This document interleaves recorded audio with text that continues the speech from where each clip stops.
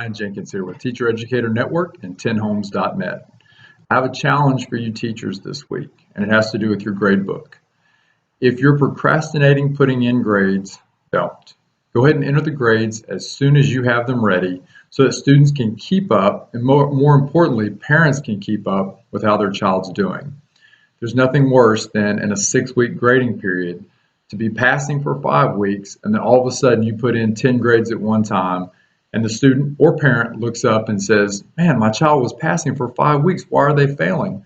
Or even worse, whenever you put in all those grades, now it's at a point where you only have 1 more week to go and it's almost impossible for that child to make high enough grades to pass the class.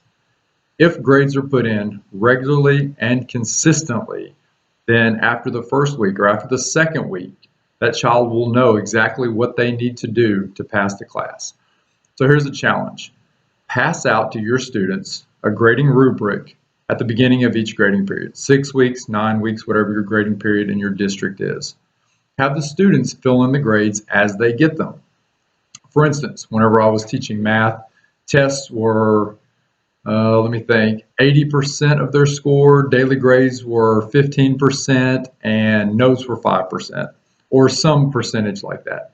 If you go ahead and have that written out on a sheet of paper, whenever they get a test grade, they put it under the test category. Whenever they get a homework grade, they put it under homework. Let them figure up the percentages and exactly what they're making in the class right then.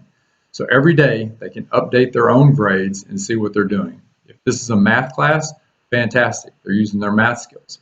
If this is science, English, or some other class, great. Now you're doing co-curricular, cross-curriculum stuff, and it really helps out the other teachers and lets the students know exactly where they're at all times. That's my tip of the week. Brian Jenkins, 10homes.net, Teacher Educator Network. Thank you.